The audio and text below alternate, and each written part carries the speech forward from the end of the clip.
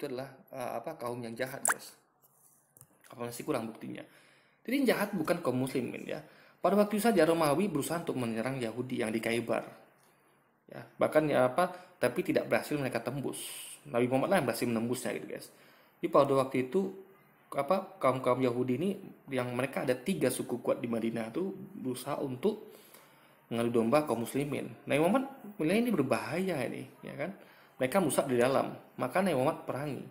Ingat, tempat mereka adalah di mana? Di Israel. Tapi kenapa mereka sampai ke Khaybar, guys? Ya kan? Malah bikin benteng di sana gitu. Pan itu adalah wilayah kaum muslimin. Khaybar itu di tanah Arab, Jazirah Arab. Mereka kan tempatnya di Israel gitu. Karena mereka terusir terus. Di Mesir mereka terusir, di Israel mereka terusir, bahkan dibantai oleh Jerman melalui Hitler gitu kan. Ini mereka memang mana-mana dimusuhi, guys, di mana-mana orang Yahudi ini. Sehingga mereka tidak lagi memiliki tempat berpijak, ya. Dulu memang Israel itu tanah dijanjikan pada mereka, tapi sejak pembangkangan mereka kepada Allah, mereka membunuh nabi-nabi, bahkan tidak mengakui Nabi Isa atau Yesus yang diutus pada mereka, bahkan mereka dalam versi Kristen itu menyalibnya dengan membujuk melalui tangan orang Romawi. Tentu mereka ini adalah orang jahat. Yang keempat adalah jangan sombong atau pongah. Muhammad tidak tahu bahwa dia akan diracun oleh perempuan Yahudi karena dia pongah dan memandang rendah perempuan. Tidak, ya. Nabi itu ketika dia memenangkan pertempuran, ya, dia tidak curiga, guys, ya. Dia tidak pernah curiga kepada orang-orang yang kalah atasnya gitu. Ini Nabi menganggap semuanya baik gitu.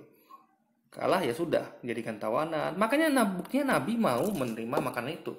Karena Nabi kira mereka orang baik-baik gitu. Ya Nabi mengira mereka kalah perang, ya sudah kalah perang gitu. Jadi orang nama kalah perang itu tentu nggak mungkin lagi melawan. Tentu harusnya, dan mereka memberikan jamuan. Tentu Nabi menerima kebaikan mereka gitu. Nggak mungkin Nabi tolak kebaikan mereka gitu. Kan? Karena namanya orang diberikan jamuan, tentu kita layak untuk tidak menolaknya. Karena itu kan nggak sopan, guys. Apalagi pada orang yang kalah perang. Jadi Nabi mengira tentu mereka ini mau bersahabat dengan Nabi, ibaratnya mau mengikuti syariat Nabi, dan ibaratnya mau tobat lah ibaratnya, guys. Tapi faktanya kan tidak. Dan setelah itu Nabi diberitahu. Ya. Jadi dari kisah ini kita bisa ambil hikmah. Kalau nggak ada kisah ini kita nggak tahu Nabi Muhammad punya mukjizat. Dia diberitahu oleh kambing itu bahwa kambing itu beracun, ya, dan dia tahu kalau orang ini berbohong bahwa ayahnya bukan itu, guys, tapi yang lain gitu. Yang kelima adalah jangan bodoh. Muhammad adalah contoh nabi yang teladannya bukan untuk diikutin. Tidak ada satupun orang benar yang mati dibunuh dengan racun karena merampok pemukiman warga.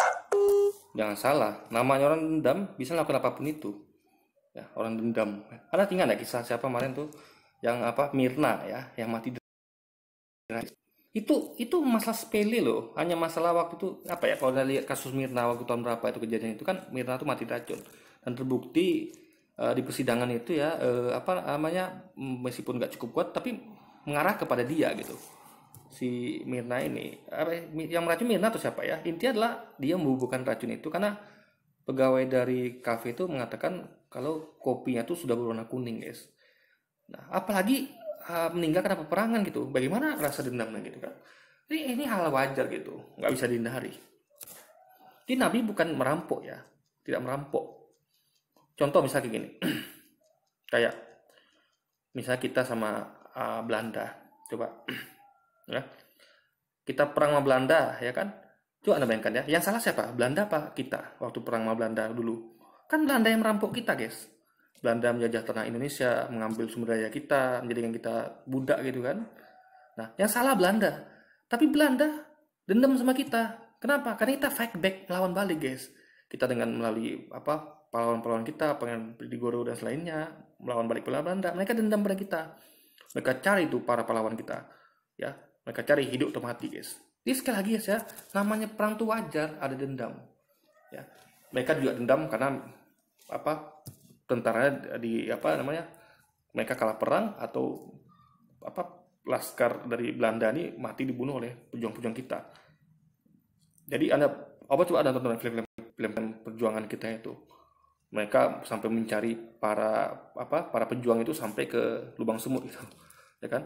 Makanya para pejuang kita tuh harus pakai taktik gerilya. Mereka tuh berpindah-pindah tempat untuk menghindari balas dendam dari Belanda, guys. Karena Belanda kalah terus gitu kan.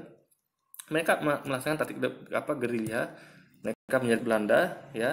Habis itu mereka pindah ke mereka sergap lagi dan Belanda jadi dendam. Makanya Belanda mencari mereka, bahkan menangkapin rakyat dan memaksa untuk memberitahu di mana lokasi mereka, guys. Jadi ini wajar, namanya peperangan tuh begitu, ya. Jadi bukan karena Nabi merampok pemilikan warga, ini bohong kan?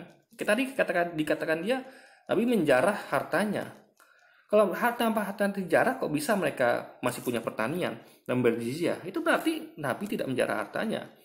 Berarti bohong tanpa gini. Karena kalau dijarah hartanya, otomatis mereka murni sebagai budak.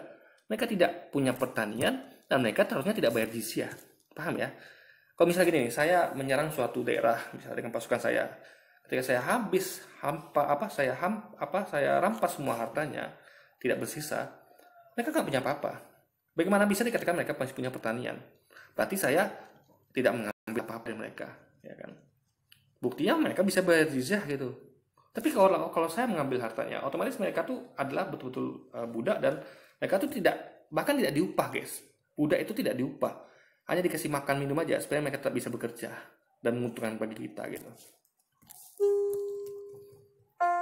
Nah, kalau kamu sudah sadar bahwa Al-Quran bukan wahyu dari Tuhan dan Muhammad bukan Nabi, yang bukan wahyu Tuhan itu adalah Alkitab Anda tanpa ragu. Coba Anda bayangkan ya.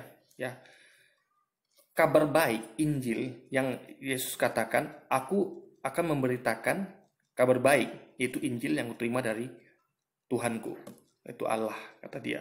Jadi Injil itu kabar baik itu adalah dari Allah, bukan tulisan tangan Lukas, Matius dan lain sebagainya. Jadi apa yang keluar dari lisan Yesus, apa yang keluar dari lisan Muhammad itu adalah firman, itu adalah kitab suci. Kalau keluar dari ucapan Yesus namanya Injil, yang keluar dari ucapan Muhammad adalah Al-Quran. Itu baru kitab suci. Tapi kalau catatan sejarah dari Lukas, Matius itu bukan kitab suci. Makanya beda-beda gitu. Versi Lukas, Matius, Yohanes beda-beda gitu. Masa Tuhan yang sama memberitahukan informasi yang berbeda gitu? Kan tidak mungkin. Lalu bagaimana dengan surat-surat Paulus pada jemaat di Roma? Surat-surat Paulus pada jemaat Efesus. Ya. Masa surat Paulus dikategorikan sebagai wahyu Tuhan gitu? Ngerti nggak? Surat Paulus kayak surat Nabi, masa dikategorikan sebagai firman Tuhan gitu? Jadi sekali lagi ya, kelihatan bedanya mana yang firman Tuhan, mana yang tulisan tangan manusia, catatan sejarah gitu. Jadi kalau dalam Islam itu jelas, guys, ada namanya Quran yang murni 100% firman dari Allah, ada namanya hadis. Hadis itu adalah catatan sejarah tentang apa yang diajarkan Nabi. Misal tata cara sholat, tentang hukum ini itu gitu, yang tidak ada di Quran, itu di hadis lah penjelasannya gitu, guys. Makanya hadis itu ada yang, bahkan hadis itu ada kategori saking jujurnya, hadis itu dikategorikan ada yang sahih sampai ke palsu. Saking jujurnya gitu, guys. Diteliti sanadnya dari mana, lalu siapa perawinya, orang ini jujur apa tidak, berapa saksi yang ada, kuat apa tidak gitu. Ada kejujuran di situ. Beda dengan kalau Alkitab tuh nggak ada kejujuran, guys. Semua diakui benar gitu. Padahal isinya kontradiksi. Contoh kayak Yesus mengajarkan tentang hukum cerai. Yesus katakan kan, hukum Taurat Musa mengatakan, jika kalian menceraikan istrimu, berilah dia surat cerai. Itu Yesus mengajarkan tentang ajaran Musa. Tapi Yesus berkata, tapi aku berkata kepada kalian, ya, berarti dia menambahkan ya, menggenapinya dengan jika kalian menceraikan istri kalian bukan karena dia berzina, kalian sama dengan membuat dia berzina. Berarti tidak boleh menceraikan istri kecuali dia berzina, guys. Kalau istri Anda berzina, baru boleh Anda ceraikan. Kalau tidak, nggak boleh. Kalau Anda buat itu juga, ya, Anda menceraikan istri Anda bukan karena dia zina, maka Anda sama dengan membuat istri Anda berzina. Nah, kalau ada laki-laki yang menikahi mantan istri Anda itu, ya, dengan Anda ceraikan karena dia bukan berzina, maka laki-laki itu sama dengan berzina. Itu artinya nggak boleh menceraikan istri tanpa kalau dia tidak berzina. Jadi ada hukum baru yang Yesus tambahkan. Yesus genapi itu artinya adalah menambah sehingga lengkap. Jadi Yesus genapi hukum cerai. Jadi Yesus menggenapi hukum Musa, yang mana kalau menceraikan istri itu harus dikasih surat cerai. Ditambah Yesus dengan menceraikan itu hanya kepada istri yang berzina, guys. Paham ya? Nah, apa diajarkan oleh orang-orang Kristen, oleh pendiri Kristen? nggak boleh cerai. Jadi berbeda ya ajarannya kan. Di situ kita lihat ya, kontradiksi itu ada. Makanya itulah perlunya mengkaji dan mencocok-cocokkan itu. Yang mana ajaran Yesus, mana ajaran selainnya, cocok apa tidak gitu. Ya, kalau cocok berarti ajaran Yesus. Kalau tidak berarti mereka buat ajaran sendiri gitu. Ya, kayak Paulus membuat hukum sunat, menghilangkan hukum sunat, menggantikan sunat hati. Pada Yesus mengajarkan ya, ikutilah apa orang-orang Farisi dan ahli Taurat, ikutilah ajarannya, tapi jangan ikuti perbuatannya. Ajarannya apa? Ya sunat, babi itu haram, apalagi hukum cerai, hukum kisos, jangan merasa kasihan padanya, mata ganti mata, gigi ganti gigi, malah diubah menjadi apa namanya? Dihilangkan dan hanya menjadi hukum kasih. Padahal Yesus mengajarkan dua, hukum kasih iya, hukum kisos iya. Dalam artian gini, kalau kamu masa tidak ridho, ya ketika kamu ditampar apa? Ya Pak?